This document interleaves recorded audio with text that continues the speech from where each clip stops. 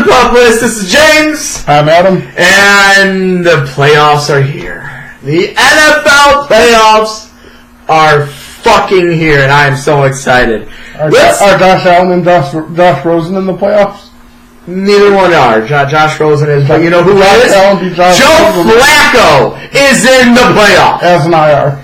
He's still in the playoffs. As a backup. He's still in the playoffs. He was in the playoffs as much as... What if Lamar Jackson gets injured? You're going to have Joe Flacco? No, they're going to put in... Last time he got injured and Flacco was healthy, they put RG3 in instead of Flacco. When? Like 2 weeks ago when he went down. No. They put RG3 in instead of putting Flacco in. Because he was still injured. No, he wasn't. He was fine. No, he wasn't. They just don't want to play him because he's below average Joe. He's awesome, Joe. Nope. Fine. All right. We're going to get to that right now. All right. So, the bet that I made in the beginning of the year, I think it was to say that Joe Flacco sucks or something like that. Is that Joe Flacco, I said he was going to start at least 12 games. Well, I was wrong. He had 9 games. He had 9.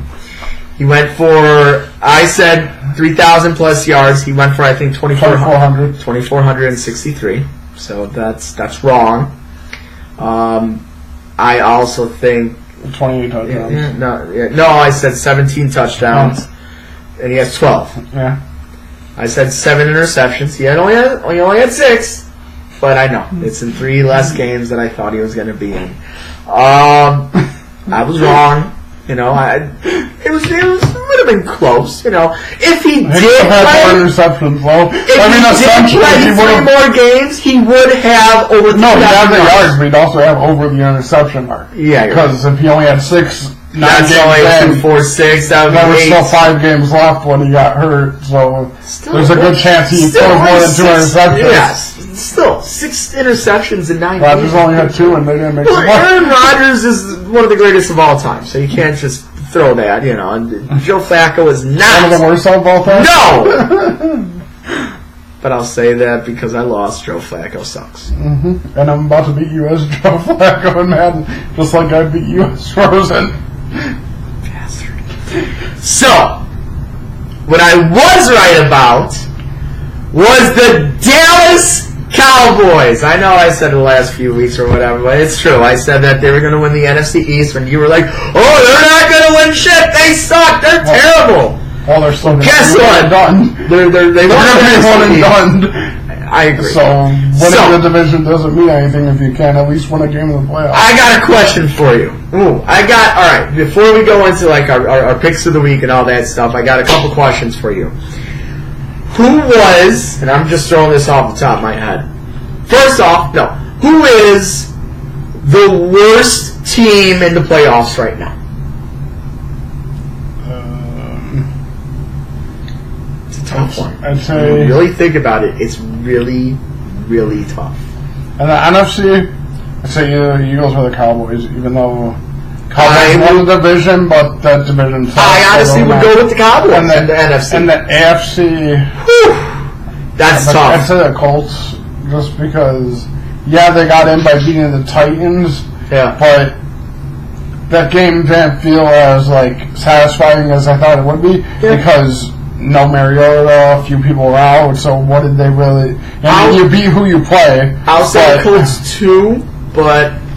Yeah, I say the Colts are the worst. For me, it'd be the Colts or the Patriots, because I don't think the Patriots are going. I hope not. They're not. Boy, I hope not. So, and I think the Cowboys are the weakest in the NFC. Usually when the Patriots start to win, it's like near the end of the season, you see them getting better, and they haven't been. No. They've been staying, either looking like they're getting worse or just staying. Well, they killed the Jets, but it's the Jets. Yeah. It's the Jets. So... Now think of all the teams that did not make the playoffs, right? Mm-hmm. Who was the best team to not make the playoffs? It's a tough question. Let me check this down. I think it's a very tough one. I mean, you got the Steelers, you got the Titans, you got the Vikings, you could even go with a team that went 5-11 or 4-12 and sucked the whole year, but it's like this team should have been good. There's some teams that should have been good. The best team. Well, yes. But, okay, fine. The best team that did not make the playoffs. I'd say the Browns. I like that pick. I love that pick. You know what? I'm going to go with the Browns. Irvin didn't really look good this year. I mean, their offense looked good considering their defense they didn't have balls. Below average. Which is why Munchak is getting all these interviews. So the offense still produced with Bell being hurt. Yes. And other guys randomly missing games. But their defense was pathetic. And as soon as Connor went out, their offense kind of went away. So I don't think they deserve to be out of it. The Browns played really good this year. I thought they were going to get the wild card, but I'm going to give you 3 teams, and maybe I'm copping out on my own question. But there's 3 teams that come into play that are the best teams that did not make the playoffs, and I'm talking about the Titans, the Redskins, and I just had them. The Titans, the Redskins, and the Cincinnati Bengals. Why? Because all 3 of their quarterbacks got injured, and they couldn't. They couldn't do anything about it. The Redskins, it was a little different though because the Redskins Alex Smith broke his leg in like week 11 as well. Yeah. They were so high above in the NFC East race. They were number 1. They were the best team. They were, but even after that week, their defense took a giant step back, which was surprising because they traded for Clinton Dix. But after that, their defense was getting shredded. Right. Then they cut Swearinger, and I think he went to Arizona. And the defense wasn't the same for some reason. Their offense obviously was awful without Smith, but I mean. But when Smith was in there, they were doing it. They were at least winning games. They were doing what they were supposed to do, and they were winning games. If Alex Smith did not get injured, I will go as far as saying the Redskins would be the NFC East champs. Yeah, but I think they would have. I think they would also say if Mariota played that last game, the Titans would have won. Because that game even with no Mariota, it was close until the end. Yeah, until the Colts kind of blew them out. Until they stopped trying, but right. But with Mariota in there, it would be a completely different game. And I think same with the Bengals. If Andy Dalton and AJ Green were not set on IR and were not injured, they were killing in the beginning. They were 5-2? Yeah. They were killing it. They could have easily won the AFC North. So I think those 3 teams, if I had to pick one, I would have to say the Washington Redskins. And there's multiple teams. I also say one from the AFC. They're the Dolphins. They played really I think so, too. I think they made a huge mistake firing Adam Gase. I agree. Because he's a really good coach. They just really... When they got rid of Landry and left Devontae Parker as your only wide receiver, they really left him limited in what he could do. And they traded Jay Ajayi, so they didn't no running back anymore. Right. They basically handcuffed him, but then fired him because they didn't make the playoffs. But you can't blame him when the roster you give him is very functional, and especially I know when he came out, he was hyped so bad with Tannehill. He's not.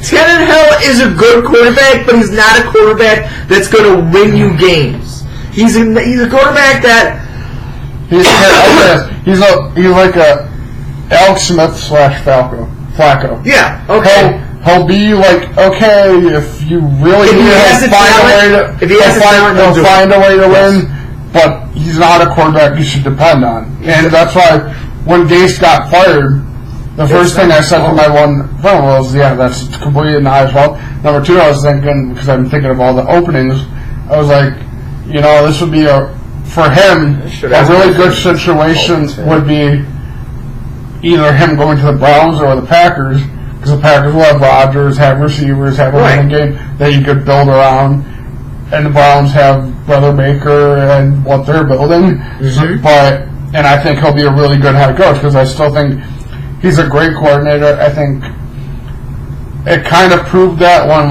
Jay Cutler's best year was with him, and people always say Cutler was hard to deal with, but I think that's a little bit. I think Cutler gets a little too much shit for that. I think his biggest problem was he didn't like losing. Right. And when they were losing, everyone's expecting him to go talk around everyone and still be happy, still be good. If you're losing, why are you going to be happy? Why are you going to be wanting to talk to everyone and talk? You're going to want to either look at your tablet and look at what you did wrong, or just kind of like sit and like handle it. But everyone's like, oh well, he has terrible body language, he has terrible. But I always say this: he is basically a less accurate version of Rodgers, because Rodgers has the exact same attitude. As Cutler. He has the exact same body language. It's just he won 2 MVPs, 1 Super Bowl MVP. So everyone's like, oh, it's Aaron Rodgers. He's great, so he can do what. But since Cutler never won, like if Cutler would have won that one in 2010 instead, people would have been saying, oh well. And he won, so he's good. Yeah, he's good. But then everybody would be like, when is Aaron Rodgers going to get his first ring? Yeah. And then Aaron Rodgers would be the next Peyton Manning. He was like, and then Rodgers probably would have left Green Bay because he would have. You're probably right. That he wasn't going to get it there. You're probably right. Now, speaking of Green Bay and speaking of Miami and all this stuff, we got a nice little coaching carousel that's going around in the NFL. Yep. Where are all these fucking coaches are going to go? Are they going to go back down to offensive and defensive coordinators? Are they going to be picked up as a head coach somewhere else? I mean, you have some jobs out there. Yeah, you got Cleveland, you got New York, you got Miami, you got Green Bay, you got Arizona. I think those are the only 5. Yeah, off the top of my head. Try to bring up all the coaches. Because Marvin Lewis still hasn't been fired yet, right? Yeah, he has. He did? Yeah. Lewis finally got fired? Yeah. Holy shit. Okay, so these are the candidates, or the top candidates right now. Okay. Number 15 is Pagano. Wait, what? Pagano? Really? Yeah. Wait, candidates for what? Head coaching job. Just to be a head coach? Yeah. I don't think he'll get it. No. You know what? The Jets are stupid. If anywhere, he'll go to the Jets. But I don't know. Yeah, I think Jets or maybe the Dolphins. Maybe he'll be a coordinator again. No. Dolphins do stupid stuff all the time. They do. And then 14, Jim Caldwell, he's not going to get hired again. No, he shouldn't. 13, McCarthy. Cleveland. Yeah, he's going to the Browns. It's kind of already been that's unofficially announced that he's going to the Browns to ruin Baker Mayfield. Yep. Chiefs offensive coordinator Eric Bieniemy.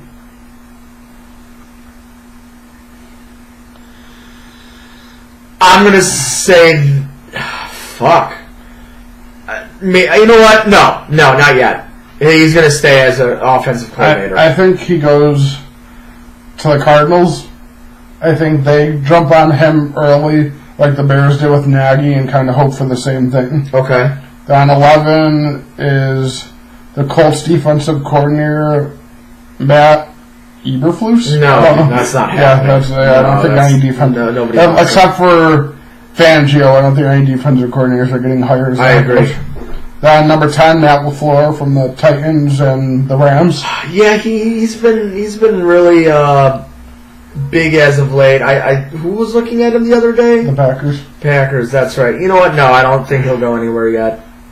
The only reason I don't think he goes as a head coach, but I think one of these guys who gets hired is going to take him. We'll bring him in for either you can't offer him the same job as he has, so offer him assistant head coach / offensive coordinator. Okay.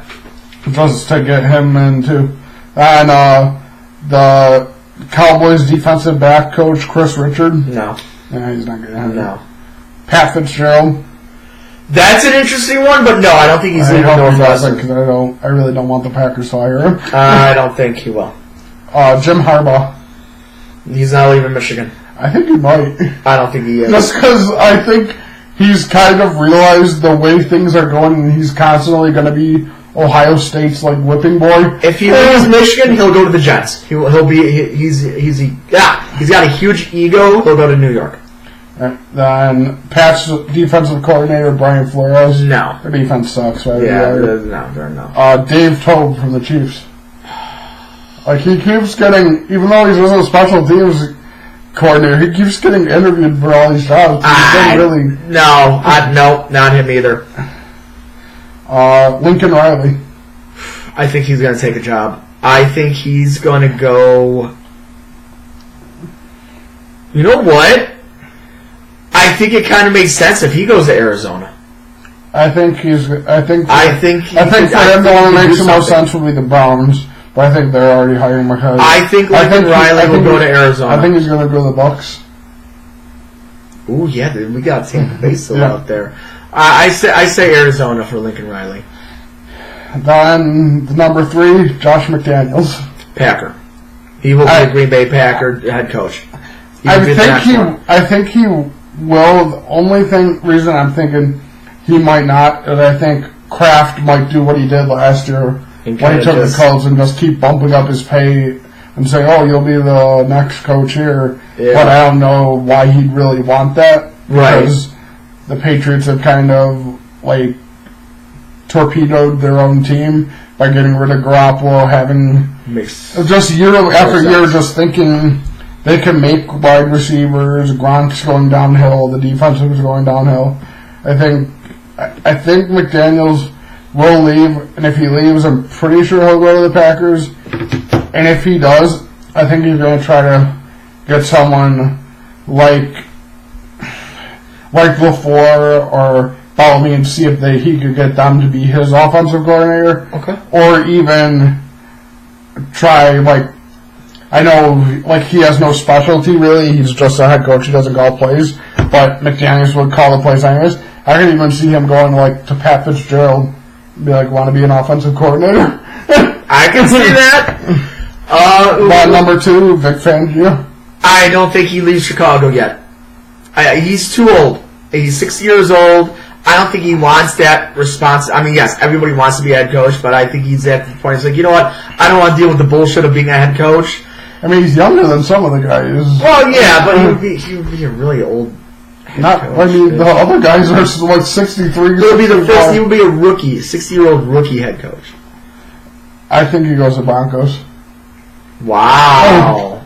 You think Broncos? All right. The two teams that are interested are Dolphins and Broncos. Yeah, that is true. I think if you look at the Dolphins and think they don't really have enough for my defense to be put in here, but the Broncos still have Von Miller, still have some good corners, good safeties. I can see him going there.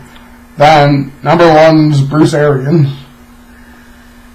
I see Bruce Arians. If anywhere, I think he would go to the Broncos.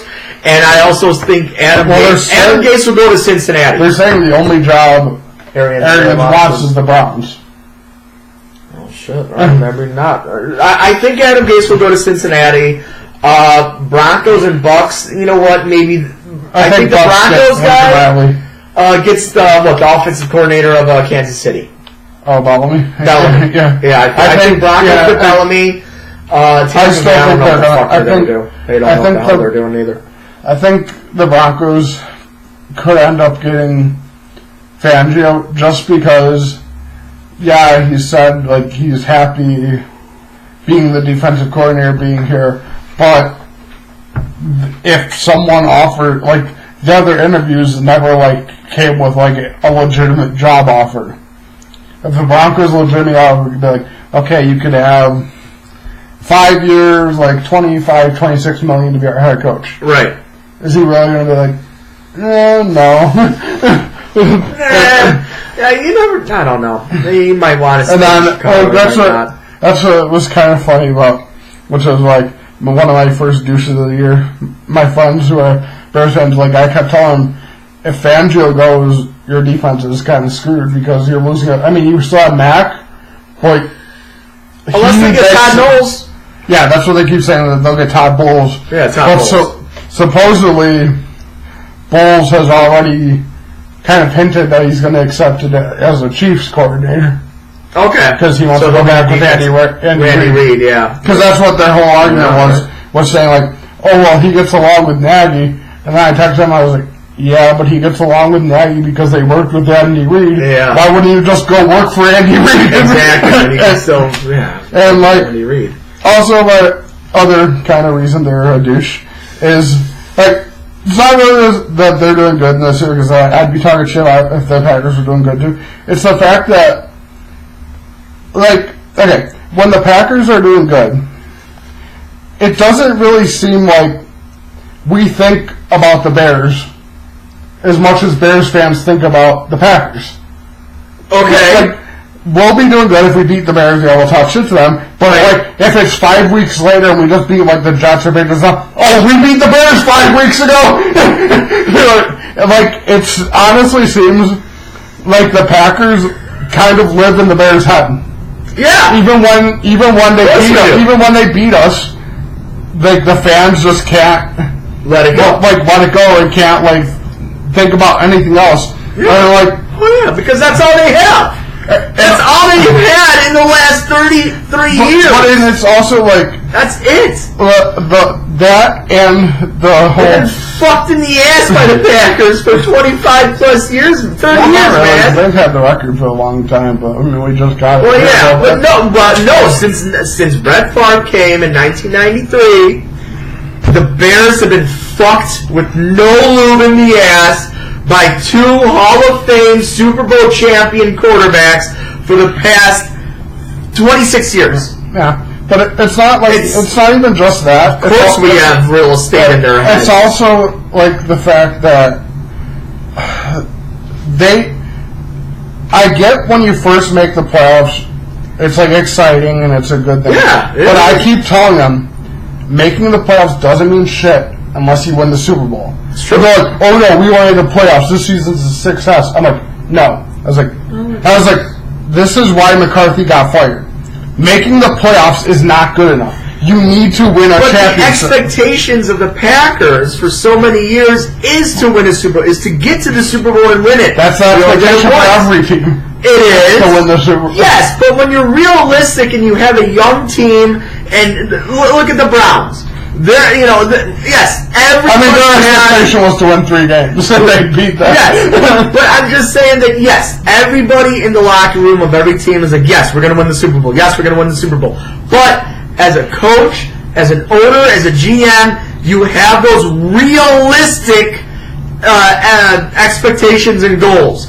And what the Bears did this year, they got those expectations and they got those goals already. They did, but my whole problem with that is what a lot of them are, the fan-wise and even some of the media in Chicago, basically just sounds complacent, oh well, we made the playoffs, that's good. Instead of, we're win the Super Bowl, they made the playoffs in 8 years. 5 years. 8. 5. They were a wild card a few years ago. No. And they got out quick. No. The last time the Bears made the playoffs was in 2000. Was when we beat them in the NFC title game. They were in the year after too, weren't they? Nope. Nope. But they have not. The Lions have been, but the Bears have not. Let me just double check. The Lions fans are good. They know not to talk. Yeah, they do. Playoff games. No, I swear. Well, it's gonna go to the Eagles. I know that. Well, yeah, but here, playoff history. Yeah, 2018 and then 2010. Yeah, the last time. The last playoff game that the Bears have played was the NFC title game where the Packers beat the Bears. That is the last time. It's been 8 years. So they should be excited. Yeah. It's kind of like when, and I'm not going to say the Bears are going to be the next Cubs, but because totally different, sports. When the Cubs first made the playoffs and everybody was excited, I was like, good for them, because they know that they have a good young team, and they had a team that was going to be competitive for years to come. The Bears have a good young team. Now the NFL is different. You can go 13-3 1 year, and then the next year you go 4-12, and you're forgotten about. It's very rare for a team to go to consecutive playoff games, 3, 4, 5 years in a row. And here's the fucking Patriots that have gotten a fucking bye week 9 years in a row, which is insane. But it's a lot tougher in the NFL to do it than baseball. Yeah, well, yeah, because baseball, the biggest thing about baseball is, there's more games, so you have more of a chance to catch that. And that too. And you have, in baseball, say Tim Anderson gets hurt. Okay, we could go to the minor leagues, bring up this, bring up this, bring up this, Yeah, and go. And the NFL let's hope our practice squad guy doesn't shit the bed. yeah. But when your star defensive end or your quarterback or your wide receiver goes out, guess what's going to happen? You're going to turn into the Cincinnati Bengals, the Tennessee Titans, and Washington Redskins. That's what happens. But I understand why they should. Well, no, I understand that they're excited, but I also like a lot of them are acting like this is good enough.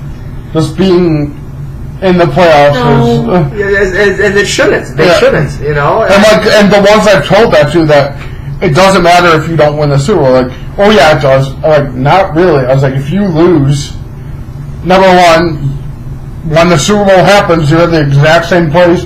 The Redskins, Packers, Titans, everyone else who lost are in, except you have worse draft pick. Like, basically, if you lose, you had a good season, but what does that good season matter if you're not NFC champions or Super Bowl champions? Yeah. And like even going back to the Cubs in 2015 when they made the playoffs, like that was great. And I was really excited getting to the NLCS when that was not expected. But even at the end of it, like I was we both, like all kind of felt like oh well, that was a great season, but you were so close, and now right, and like not knowing that 2016 would happen and that they'd win, but like, and that's kind of how I feel about the Bears. Like, especially if they get like knocked out quick, like if Eagles somehow manage to beat them, or after that would be the Saints or the Rams. Wait, what? If the Bears win? Yeah. Bears are automatically going to get the Rams. Yeah. Bears, no matter what, if they win, they get the LA Rams. Or even if the Rams beat them after they beat them so badly like weeks ago. I mean, it could happen. And you know what? That's a great transition into, I want two things from you before we get to the picks of the week. Give me, well, it's going to be four things, really. Give me your favorites, there's five things. Your favorites to come out of the AFC and NFC. What is the in your eyes? The favorites that are going to go to the Super Bowl. Chargers and Saints. Chargers, Saints, and Saints. Drew Brees gets his revenge on San Diego / LA. I'm going to say. I can't believe I'm going to say this. I'm going to say Saints over Patriots. Why? Because I don't think Patriots are going to go. I think they are the favorites to win it all, not win it all, but to go there because it's just the Patriots. And if they go there, I know it's going to be a bloodbath on their defense. Oh, I hope their defense can't stop anything. I hope the Saints will have like 800 yards and like 10 touchdowns. Yeah, and then go through 800 yards and 10 touchdowns. Now, give me your dark horse of both and the winner. Seahawks. AFC's tough. AFC is very, very tough. We got the 3 seed is the Texans, 4 seed's Baltimore, 5 seed is the Chargers, 6 seed is the Colts, and you got 1 and 2 Kansas City, number 1 and number 2 is the Patriots. I mean, essentially because where they are, the Chargers would be. I mean, they're 12 and 4, so they're not really. 12 and 4, exactly. I say the Ravens. I could see the Ravens defense. What's the over-under be for that game? Like 33? For what? Seattle, Baltimore, the final score be 20-13. I mean, you don't know that Russell Wilson could randomly pull like 30 points out of that and be like, I'm throwing for 6 touchdowns this game. Exactly. You know what? Because you said the Chargers were your favorites, and I can't go with that. I'm going Seattle for sure in the NFC. I have to go with.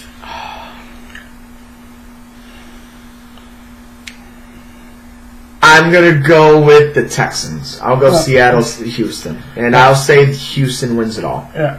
I think Houston has what it takes. They have the defense. They have the quarterback. They have the running game. They're a complete team. They seem healthy. That's why I like the Seahawks. Their defense. Exactly. So I think doesn't turn it over. I think they're almost the same team.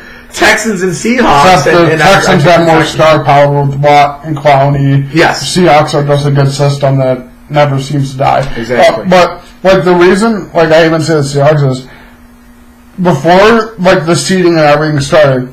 I told my one friend at work, no one wants to face the Seahawks. That was like the scare because at the time it was like they were like talking about like maybe because it was way before when like the Bears weren't even the division leaders yet. They were saying the Bears could get a wild card, could get this, could get that. And I was like, okay, cool. I was like, he's like, what's one team you think would be scary to face in the playoffs? And I didn't even hesitate. I was like, the Seahawks. And he looked at the standings. He's like, they're not even like close to the playoffs yet. I was like, yes, but if they get there, if they get there, you got a veteran quarterback that knows how to win. Yep. And a defense that will show up when it's not when necessary. A coach that makes shit into gold somehow. I don't understand. I hate Pete Carroll, but he does it, and I respect him for his amazing mind. Like the anti-Gruden. Like Gruden's a huge dick but keeps failing. Carroll's a huge dick that just won't stop succeeding. He's just a fucking... Like, I could honestly... Like, and the biggest thing with the Seahawks before, like, when they went to the 2 Super Bowls was home field advantage, because you play there, it's like a nightmare for other teams. But this year they've actually been doing really, really good on the road. And what usually travels well... defense and a good running game. Mm-hmm. And that's what the Seahawks have right now. And I mean, their first matchup is going to be the Cowboys. I don't think the Cowboys are going to be able to handle that. And that's our picks of the week. Let's start right where we are. Seattle at Dallas. Seahawks, I think Russell goes off. I think, you know what, this is going to be a weird game because I think Dallas goes out on a 10-point lead in the very beginning. I think they have all the momentum. They'll probably have a 10-point lead at halftime, and then you get vintage Russell Wilson in the fourth quarter, 28-24 Seattle Seahawks. Yeah, I think Seattle wins. Just Cowboys are good enough. I just don't think they're going to stop him. No, I don't. I agree. The other Saturday game is Houston home against Indianapolis. Houston. I don't think the Colts are going to be able to. I say Houston in a very dirty game. It's going to be 16-13 in overtime. I'm calling the overtime. Houston wins. We can't call ties anymore. Damn it! We can't! No more ties. Then we're going to go with, what's the other one in the AFC? Baltimore home against the LA Chargers. Just a few weeks ago, the Baltimore Ravens went into LA and beat the shit out of those Chargers. What happens now? I think Chargers will win this one. I think so too. I wouldn't be shocked if Baltimore ends up winning, but I think the Chargers will win.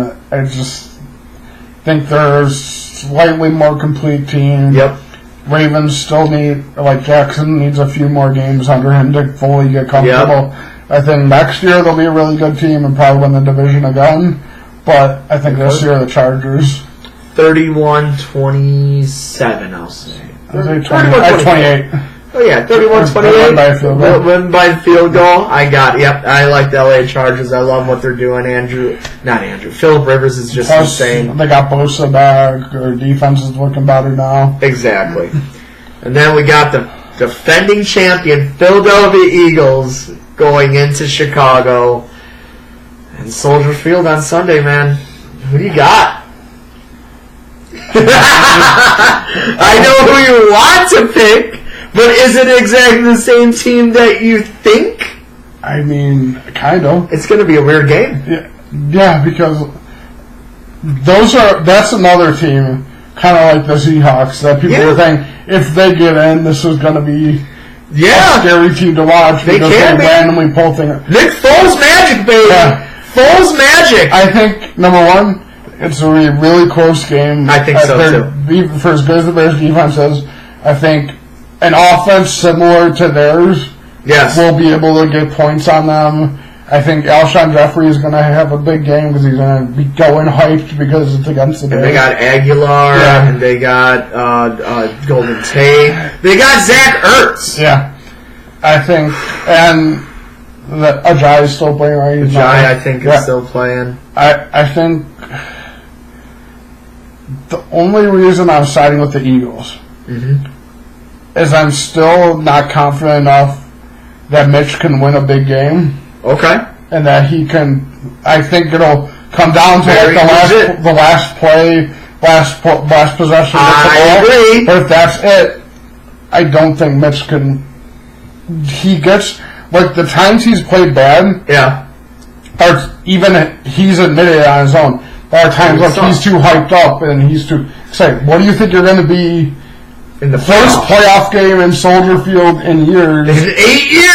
And you're the quarterback. And you're going up against the defending champions. And you're expected to win because your defense is slaughtering everyone. Yes. You have to win. You're expected to win. You're the top. You think he's not going to be a little overhyped again, and that's when he throws short, overthrows it, throws it into Lake Michigan. And for as inconsistent as the Eagles' defense is, they do have Sidney Jones and a few people good ball hawks on that defense. Playmakers. So if you're overthrowing or short throwing some of these receivers, I could see them getting the turnovers, and the Bears' defense is going to cause a few turnovers because that's what they do. But I think in the end, just have to go with who I've seen do it before. I mean, I don't think they're going to win much more than a game. Yeah, but I think the Eagles will upset the Bears and get the win. I think around 21 or 24 to 18. Okay. I have, and I agree with all those points. I really do. I agree with everything that you just said with that.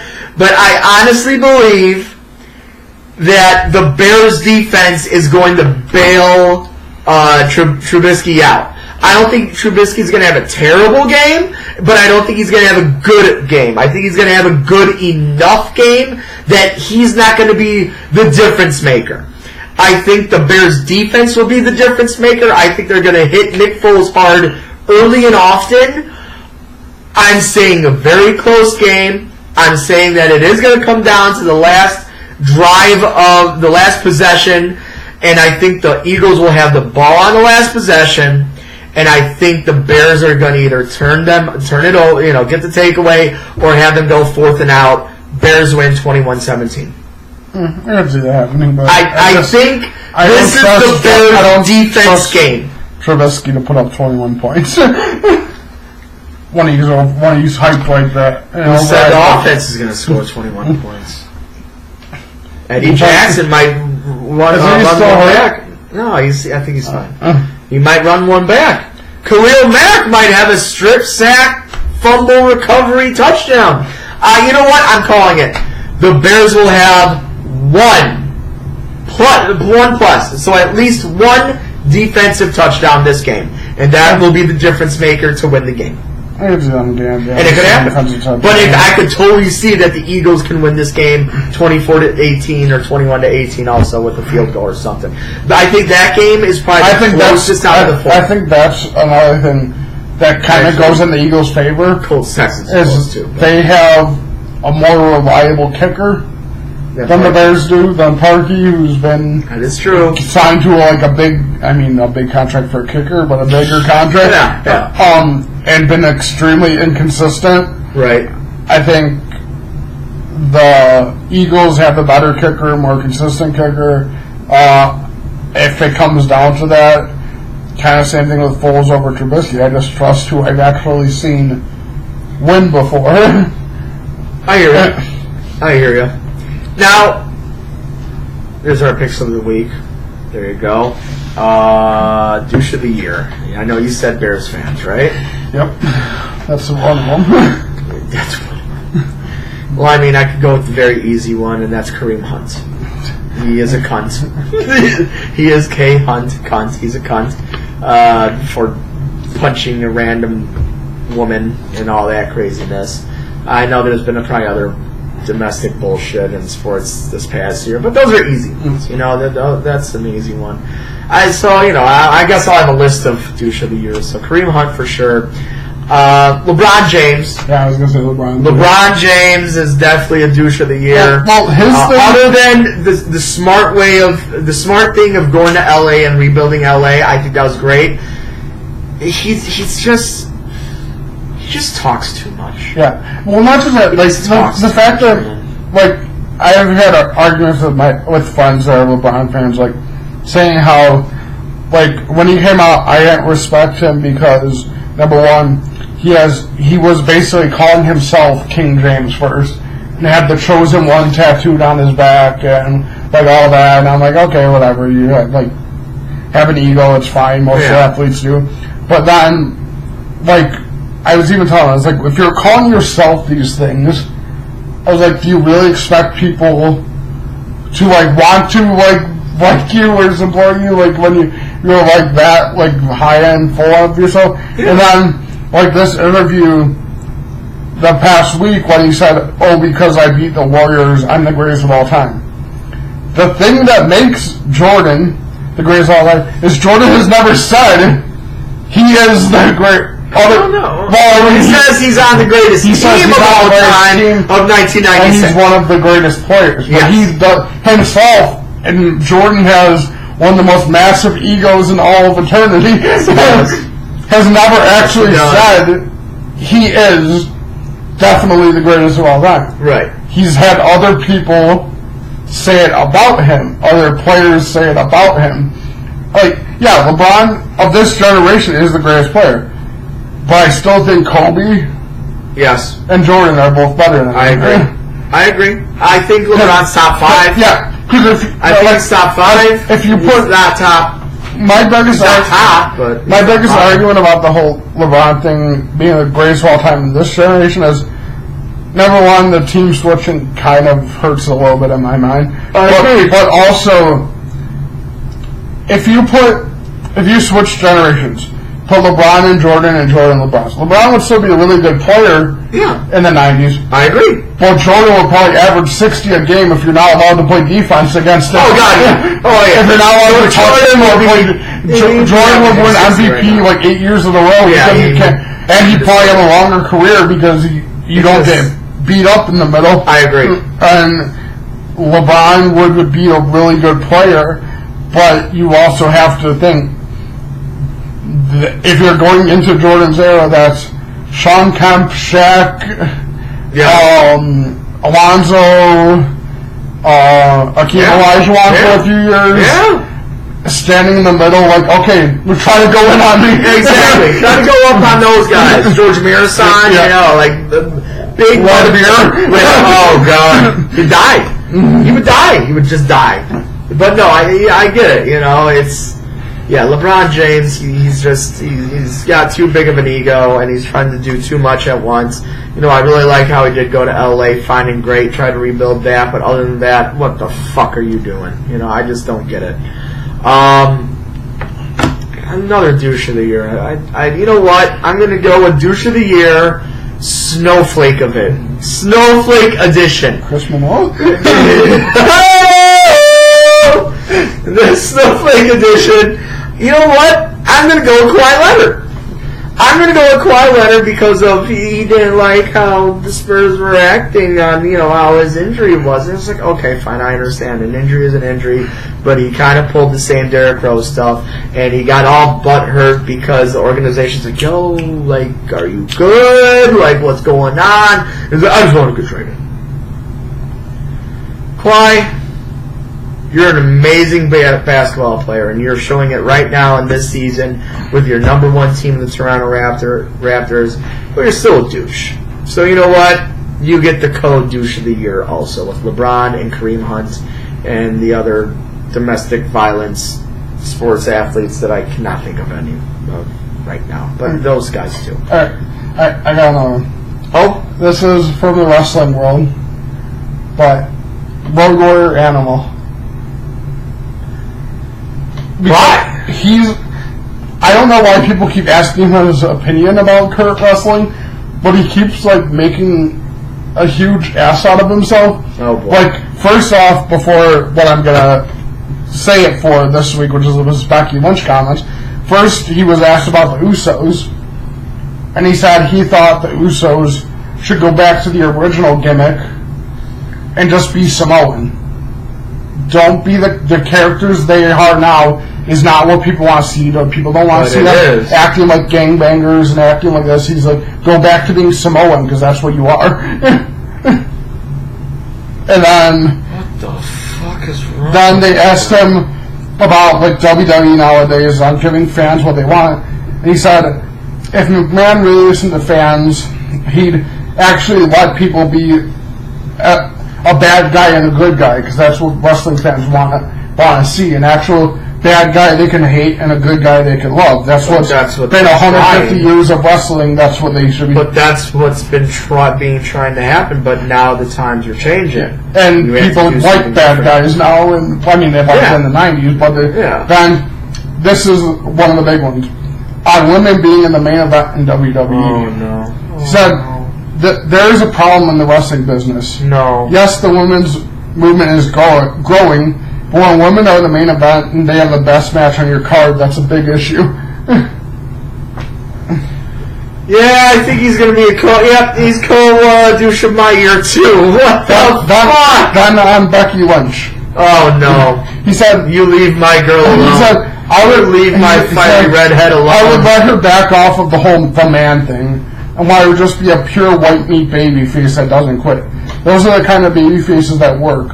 When you come out there with the attitude and starting your stuff like she's some kind of tough guy, come on.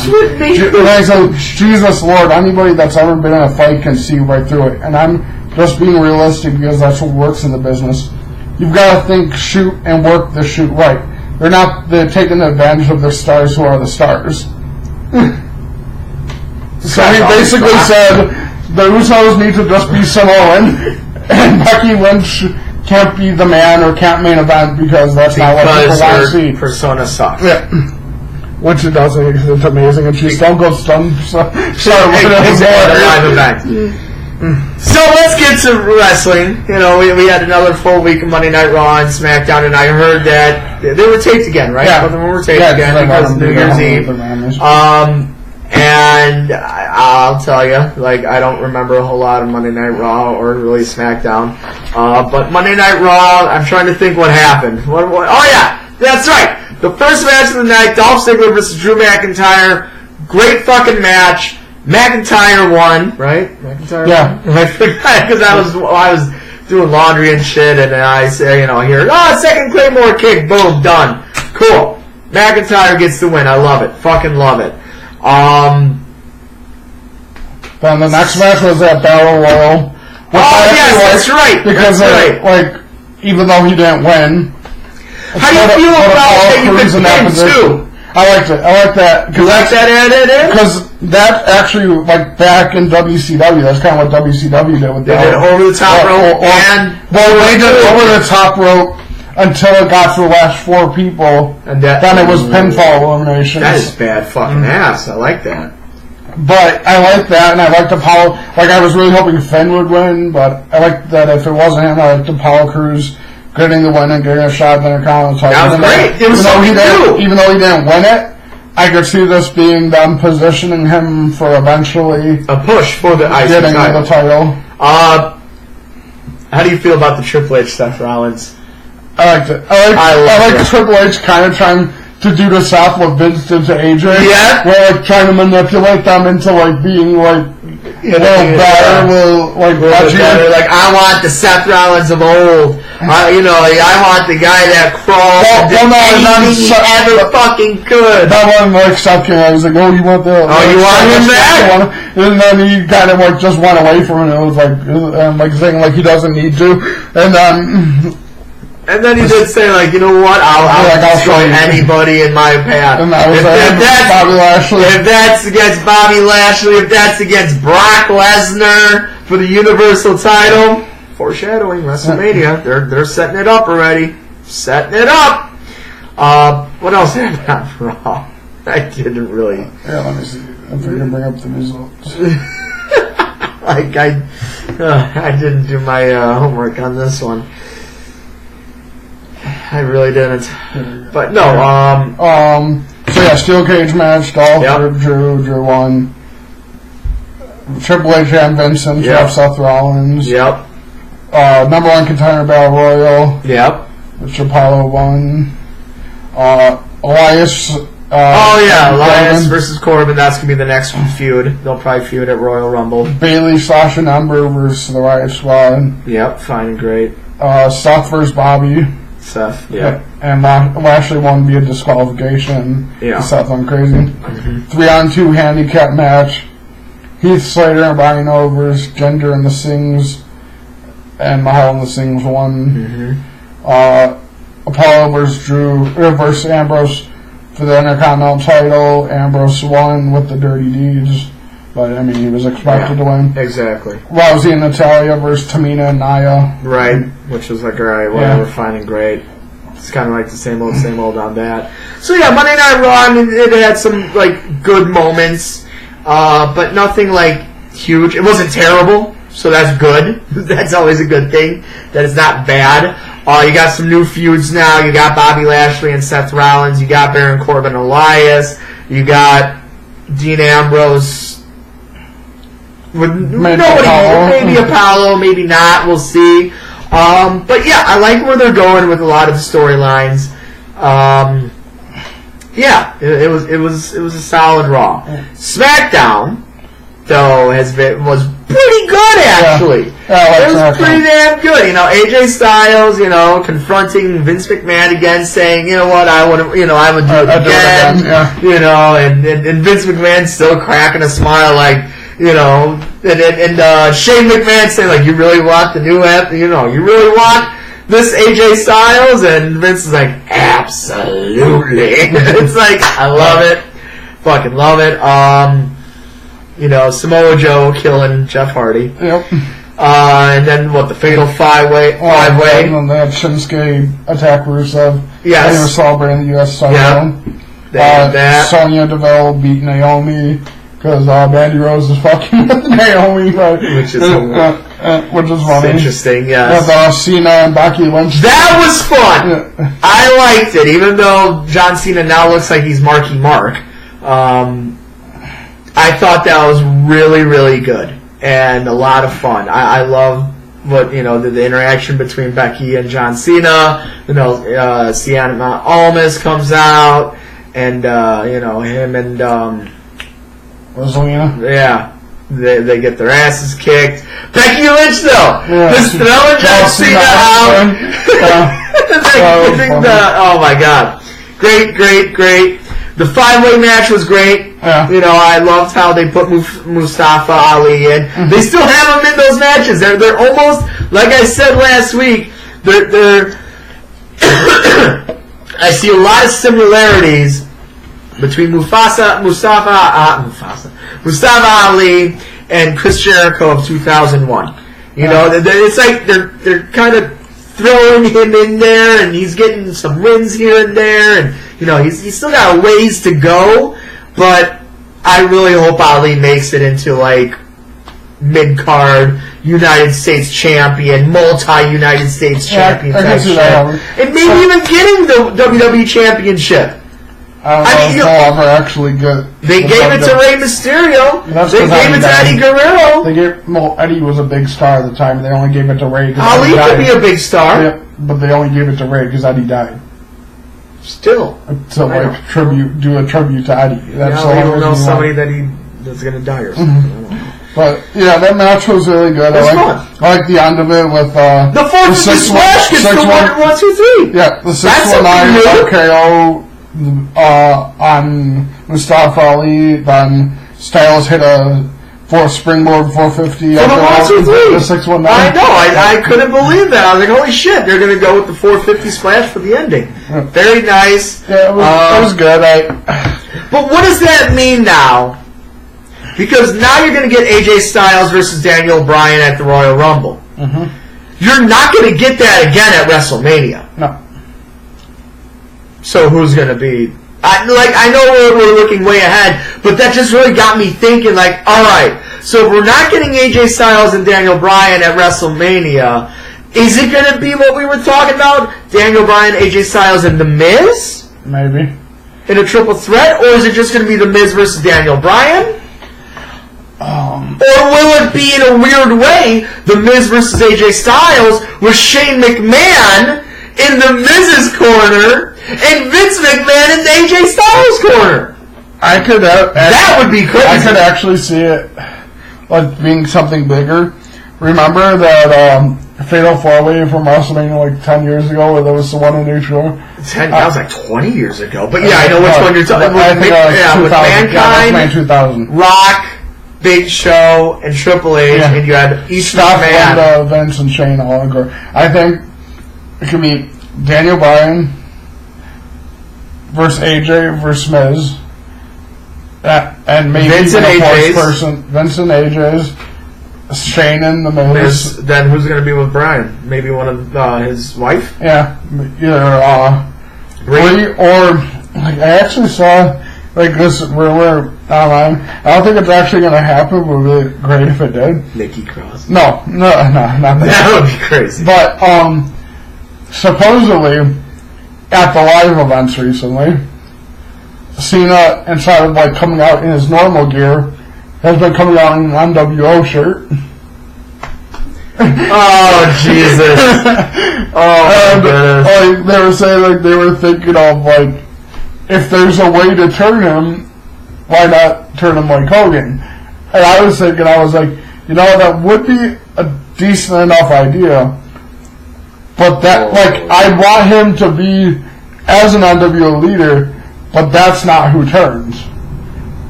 I'd say you have the person who's already doing the too sweet, already AJ? like no. I mean, Finn. He's not Raw. So is Cena.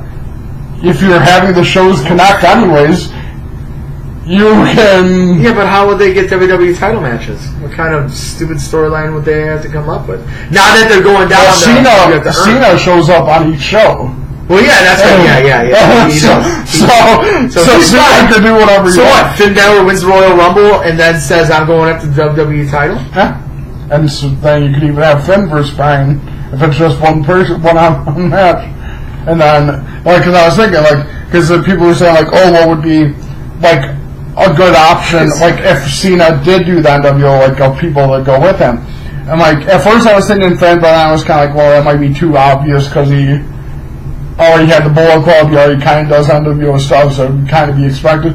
Right. But I was thinking, like, who are two people who are about to return that, like, already have, like, kind of on-screen shit attitudes that would be really fun to see in that situation? That would be. It would be Kevin Owens and Sami Zayn.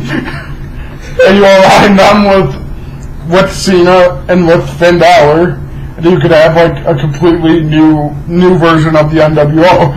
And you don't have to, like, use the old people, which WWE always likes to do, and just have, like, those four.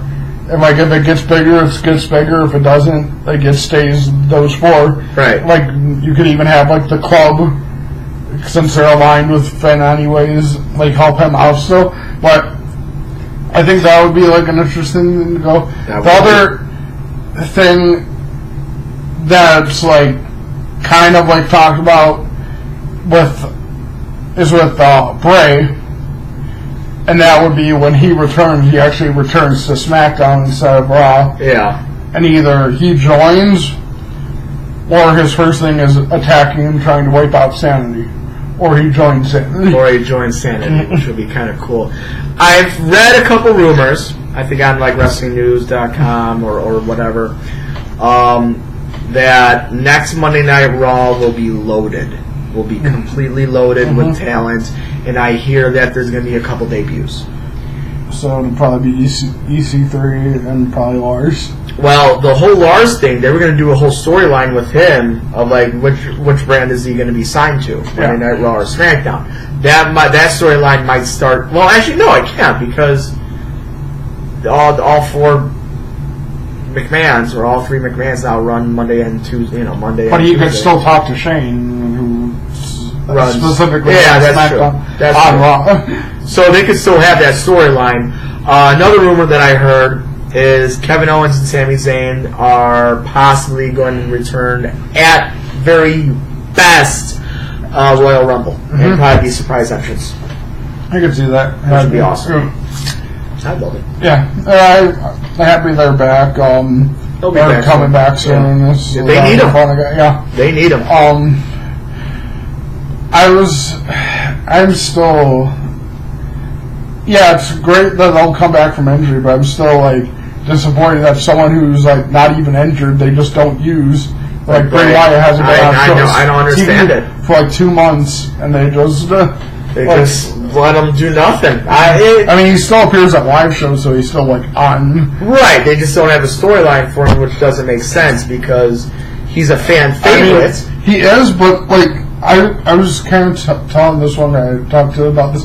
So the one thing, are they just going to reboot his character? I mean, be like nothing else than really. Well, no, I don't think they'll reboot his character. I think they might do kind of what Undertaker has done through time, like have like minor alterations to the character. Yeah. But still basically be Bray. Right. I was even telling my old friend, like, the best thing for them to do with him right now is, okay, if you want the 4 McMahons together, okay, have the 4 McMahons together. But then you could have someone like Bray come out who doesn't listen to like anyone or anything, right? And just like kind of do an Austin, just attack all of them. But with sanity, kind of like a sanity type thing. Yeah, just lights go off, lights turn on. He's Sister Abigail's everybody in the ring. Lights go off, he's gone. Yeah, that'd be cool. I'm down with that shit. And then if you even do it sanity, you could even literally attack everyone because you could have Nikki Cross jump with Stephanie, and then like you have like just have him wipe out the McMahons because like I think it was like his 3rd or 4th shirt when he was rivaling with Triple H, where he had the Down with the Machine. Yes. Shirt. Look, you could have him like build him kind of as like an Austin, like anti, like even if they're not heel or face, he just doesn't want to listen to. He does what he wants, and I think that would be like a good path to take with Bray. It's kind of a character that's like fits him as just someone like anti-authority, anti-establishment. Like just let him just run wild and do what he wants. But and other than, I could see him returning at the Rumble. Obviously, he's not going to win because there's like it's probably going to be either the Miz or Seth. Right. But I don't. Number one, I don't even know if I'd want him to return and even be like an actual entrant. Just have like the 4 final people in the ring. Lights go out. Lights come on. Bray's just in there, and Bray just like starts attacking. That would be kind of crazy. And then as they're like circling in on him, lights go out again, and then he's gone. Like what the fuck just happened? That would be fun. That would be a lot. That would be very exciting. You know, kind of like the ghost of Bray Wyatt or something like that. And they actually did that with Dean Ambrose before, the Dean Ambrose Bray Wyatt rivalry. Yeah. Where they had like, they say a hologram, like it was Seth versus Dean in the Hell in a Cell, but Dean was also rivaling with Bray.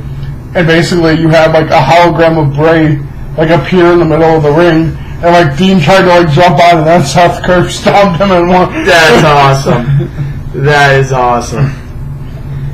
Well, I got nothing else. Nope. Well, that was that. This is the Pup List. I'm James. I'm Adam. And Joe Flacco sucks. He definitely does. And I'm about to beat him.